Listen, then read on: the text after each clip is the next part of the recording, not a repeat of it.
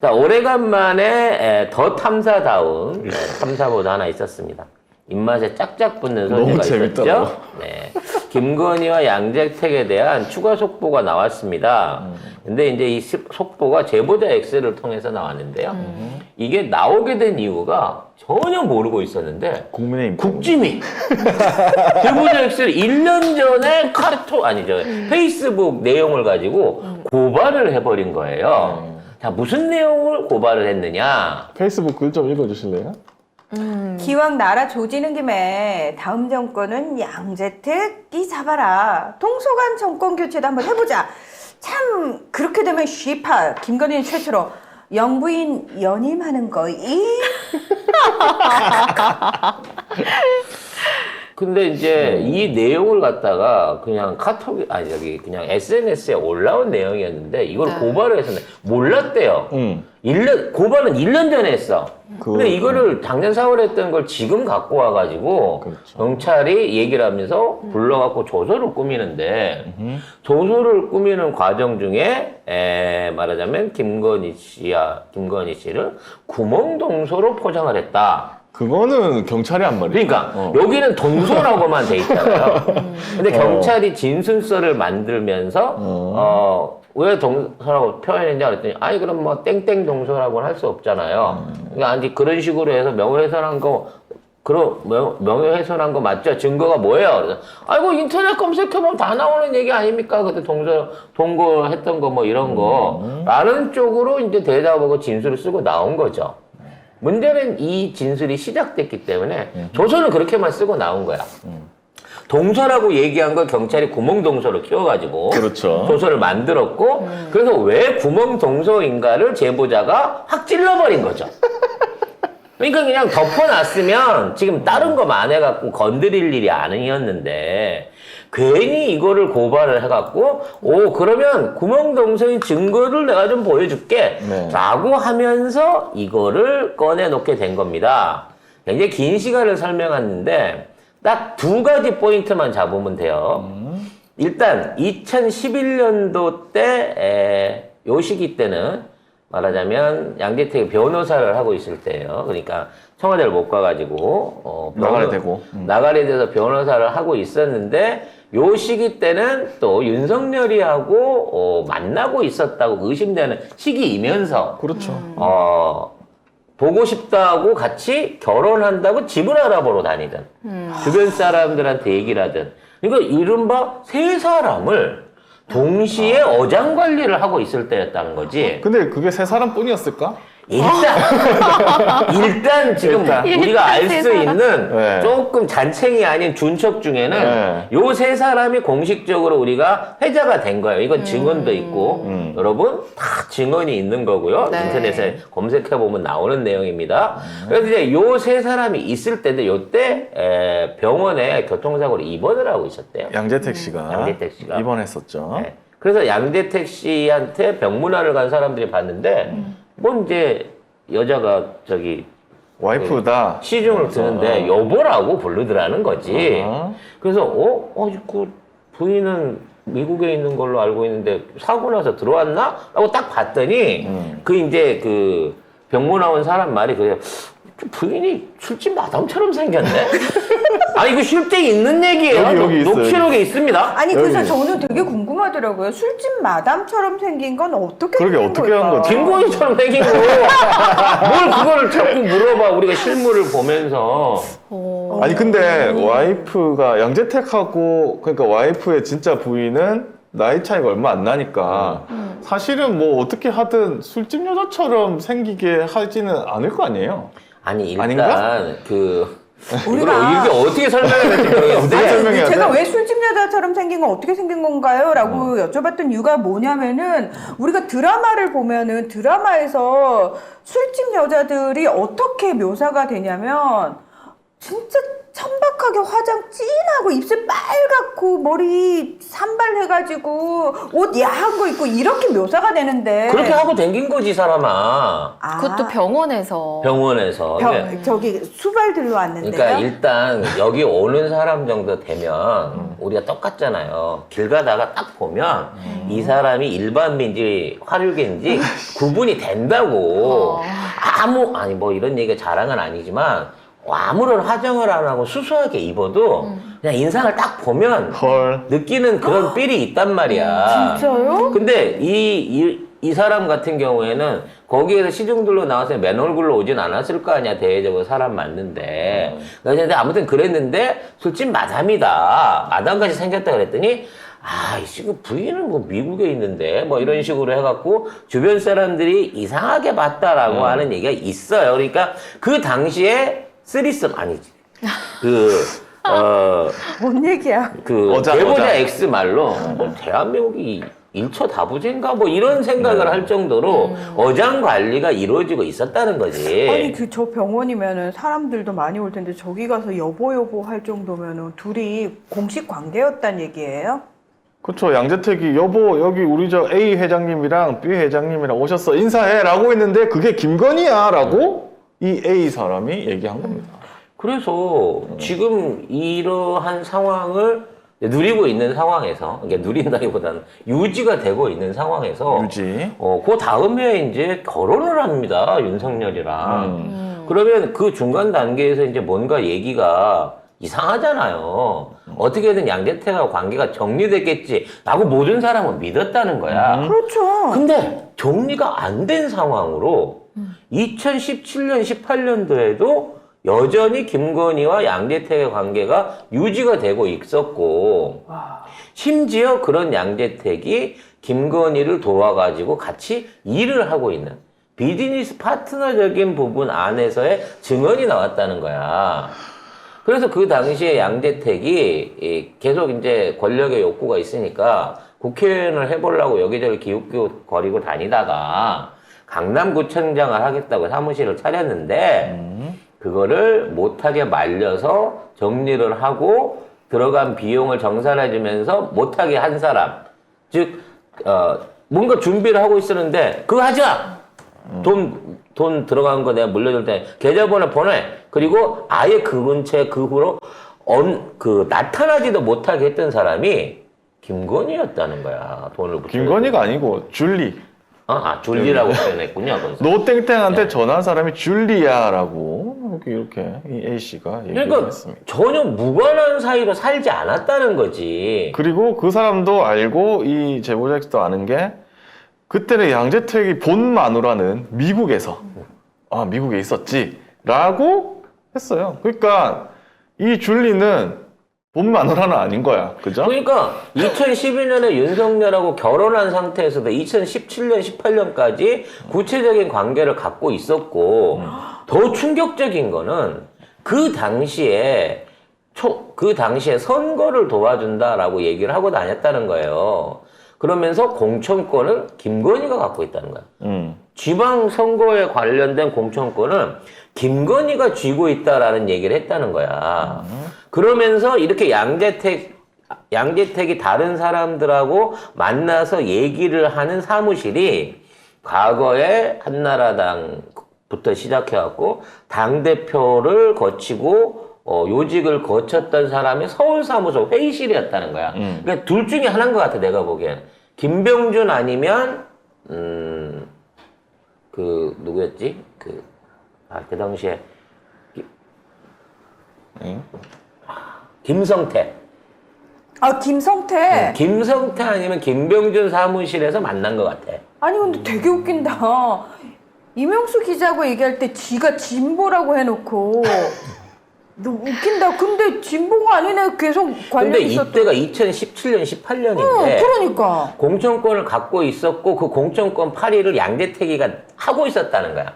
그래서 공천 관련된 문제는 내가 도와주려고 했는데 비즈니스 얘기를 해갖고 얘기가 안 됐다라는 증언이 또 나와요. 예. 그러면 김건희가 공천권을 가지고 있는 것도 이상해. 왜냐면 그렇죠. 이 당시에 아무리 좋게 봐요. 중앙지검장 뭐 부인 그 이상 이하도 아닌데 어떻게 공천권을 갖고 있단 말이 나오냐는 거지. 그러니까 이미 김건희는 우리가 생각하는 단순한 윤석열을 만나갖고 이쪽 그룹하고 엮여져 있는 게 아니라 2000년대 초반부터 97년 이후부터 등장했을 때부터 조나봉하고 연결고리가 있었던 그 당시에 뭐 한나라당 새누리당 이쪽 안에 엮여져 있는 인사들하고 인맥 관리를 계속 해오고 있었다는 거야. 근데 놀라운 건 양재택이도 거느렸다고 거두고 있었다는 거지. 공천 문제에 대해서 양재택이 뭐 힘쓸 수 있는 자리에 있었던 것 같아요. 그때. 그리고 얘기한 거 심지어는 물론 양재택이 이제 사기로 그렇게 얘기했다고도 할 수 있지만 이번 대선에 있어서도 양재택이 캠프 안에는 안 섞여 있었지만 어떤 형태로든지 협조를 한 게 아니냐는 의혹이 계속 있다는 거야. 권지현 기자도 그거를 당내 캠프 안에 인력 부분을 확인해 보려고 많이 했었다고 했는데 명확하게 이제 팩트는 나오지 않았으니까. 그렇다고 치면 도대체 이 사람들의 관계는 뭐냔 말이지. 그러니까 나 정말 상식적으로 이해가 안 되네. 한 여자를 중심에 두고 많은 남자들이 공유하면서 형성이 된 관계예요? 무슨 말씀을 주객이 바뀌었잖아요. 예? 한 김건희가 여자가 많은 남자를 공유하면서 이 사람들을 전부 적절하게 부리고 그 사람들의 권력을 사실상 뒤에서 조종을 했다는 증언인 거야. 아니, 이렇게 돼버리면. 나 진짜 물어보고 싶어요. 아니 미친 남자들 아니고서 그게 가능해요?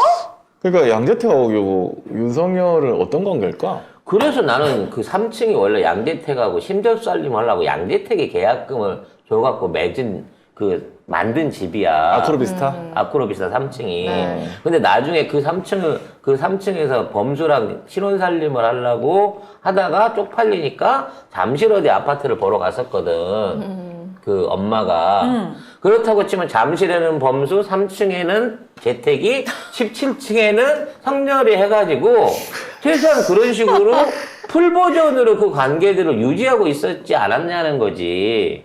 그런데 중요한 건 남자들은 그 사실을 다 알고 있지.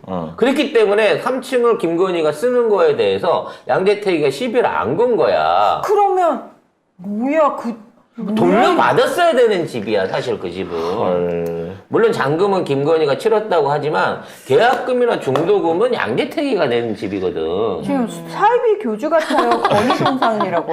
건희님 이거인가요? 아, 그러네. 네. 이 정도 되면 건희동산이네요. 건희동산인데요?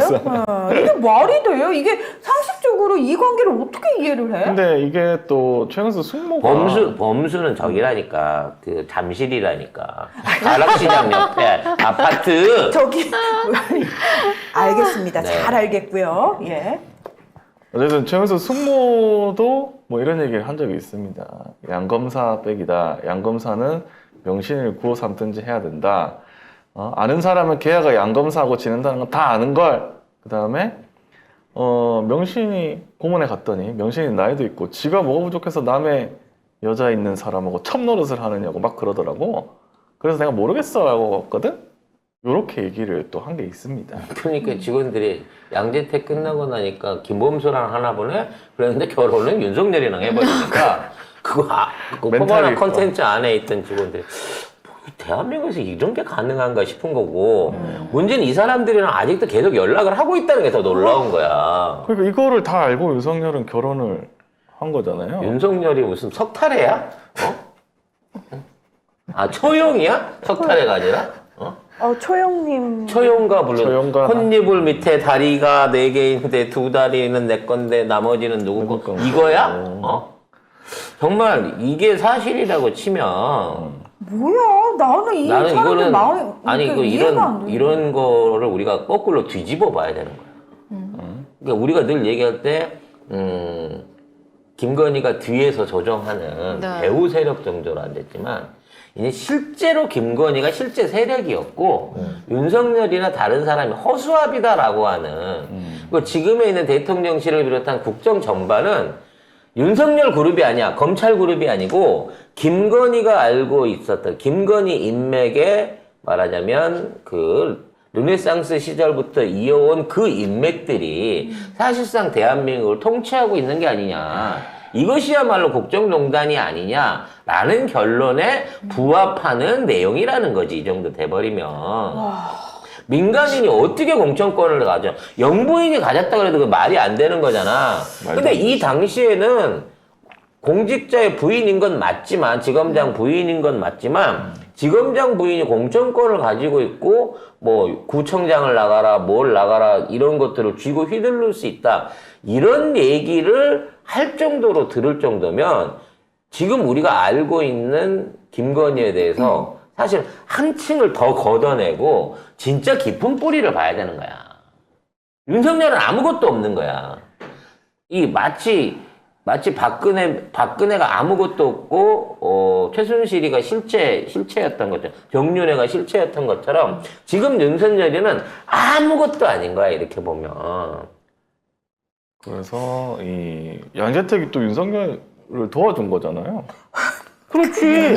그것도 없이 도와주고 있는 거야. 저는 정치 시사 얘기를 하면서 아이들하고 같이 보시는 분들이 있을 거 아니에요. 부모님들은 어떻게 설명을 하실 거며, 그리고 19금을 붙여야 되지 않나라는 생각을 처음으로 해봤어요. 아니 근데 이게 다 국민의힘이 고발했기 때문이에요. 그렇지.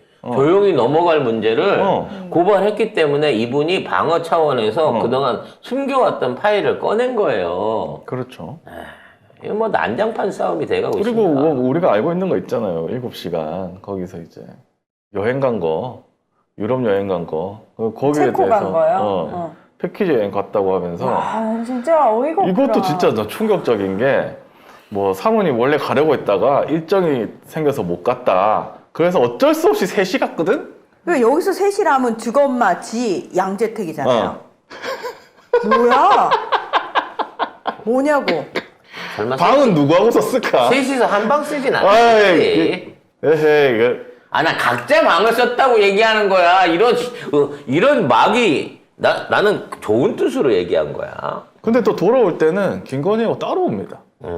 최은순하고 양검사하고 같이 오고. 티나면 안 되잖아. 아니. 근데 둘이 같이 오는 게 뭐지? 심지어 입출입 기록도 없다? 왜냐면, 그 당시 명신으로 여권 쓸 때인데, 건의로 조회해가지고, 입출입 기록도 없어요. 네. 아니 나중에 뭐 나왔는데 그게 독일로 있다고. 그게 또 말장난이었던 거예요. 김건희 없음, 명신 없음. 그러니까 그냥 명신만 친 거야. 그렇지. 김명신 안 치고. 이게 다 말장난이었던 거예요. 이 새끼들 다 말장난이야. 근데 이걸 하는 힘이 윤석열이다라고 생각을 했는데, 아니었어. 김건희였어. 실제적으로. 이렇게 되면 박영수도 김건희랑 뭐 있는 거 아닌가? 한번 짜봐야 될 것 같아요. 아니 나는 지금 김건희랑 연결이 안 된 남자가 없을 것 같아요. 저쪽에. 저는 연결이 안 됐어요. 저는 남자가 아니군요. 아무튼 요런 재미있는 내용으로 어제 재밌었어. 요런 재미있는 내용으로 굉장히 오랫동안 네. 네, 얘기를 풀어주셨었는데 서로 말하는 게 너무 조심스러운 거야. 거기 그 출연하시는 분이 뭐 가면 쓰신 제보자 X에 어차피라고 그럴 수밖에 없다고 하는데 정말 이런 재미있는 일에 웃음기 하나 없이 진지하게 다큐멘터리 톤으로 이분들이 1시간 가까이 아니 저 얘기하니까 탐사도 어제는 많이 웃으셨어요. 재밌었어.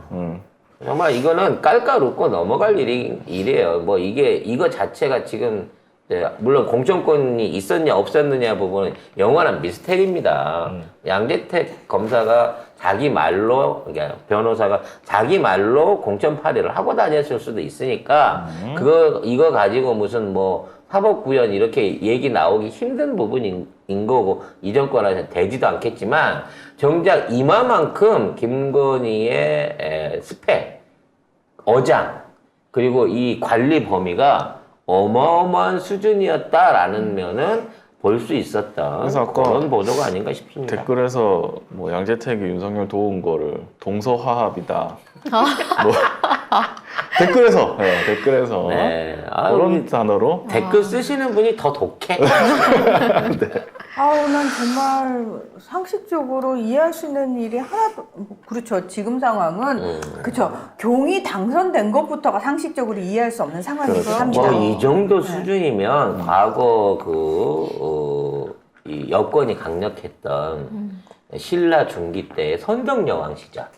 미실인데. 아, 거의 미실. 뭐 미실 수준이 아닌가. 미실 드라마의 수준이 아닌가 싶어요. 네. 아, 그래서 미실이 통탄을 하죠. 그 드라마에서 보면은 본인은 본인이 직접 권력을 잡을 생각을 못하고 늘 그 남자를 통해서 권력을 잡았는데 선덕 덕만이는 처음으로 내가 권력을 잡겠다라고 하는데 그걸 보면서 통탄을 하거든요. 왜 나도 직접 하려고 안 했을까? 그러니까 그래서 건의가 지금 출마를 준비를 하고 있는 거죠. 그러니까 우리가 얘기했잖아. 차기 대통령을 한동훈이로 세워서 영부인을 승계하려다가 아 요거 영부인 연입을 하려다 요건 아니구나 싶어서 본인이 직접 하려고 이제 넥타이를 매기 시작했다. 넥타이. 네, 라고 볼 수 있는 거죠. 저기 클린턴 부부는 못 해냈지만 김건희는 해낼 수 있을지도 모르겠습니다. 네, 제가 적극적으로 말려보도록 하겠습니다. 지금 전주에서 그러한 김건희를 말리기 위해서 정말 80이 넘은 나이에 힘쓰고 계신 우리 안혜욱 회장님이 계십니다. 네. 제가 한번 내려가서 지금 지원을 해드려야 된다라고 생각은 하고 있는데 워낙에 이제 뭐랄까 시간이 제가 또 잘 안 나가지고 못 뵙고 있는데 난 정말 걱정스러워요. 이분이 처음에는 8% 정도였거든요. 근데 점점 근데 오르고 지금 있던데. 11%를 넘어가지고 13%에 근접하면서 대박. 3위를 현재 네, 3위를 하고 3위를 있죠. 지금 하고 계세요. 1위가 진보당. 이러다가 당선되게 생겼어. 야. 지금 진보당은 앞으로 더 늘어날 수 있는 표가 한계가 있는 반면에 지금 유일하게 밑에 있는 후보들 중에 성장성을 보여주면서 급격하게 올라가고 있는 게 우리 안혜영 회장님이란 말이에요. 그냥 태권도복 입고 다니면서 후련하게 막 잘하시거든요. 근데 나 너무 걱정스러운 거야. 아니, 왜 이 나이든 어르신한테 이 어려운 걸 떠맡겨야 되나. 저도 잘 깔 수 있는데, 굴리는. 네, 아무튼 그런 생각을 해봤고요. 헐. 자, 제가 전주 지역에 나타날지 안 나타날지는 정확하게 모르겠습니다만, 혹시라도 이 방송을 듣고 계신 전주 쪽 유권자가 있다 그러면, 안혜욱 회장님의 연설과 선전에 관심을 좀 많이 안혜욱 가져주셨으면 회장님 좋겠습니다. 75세랍니다. 네. 80 다 됐잖아. 네.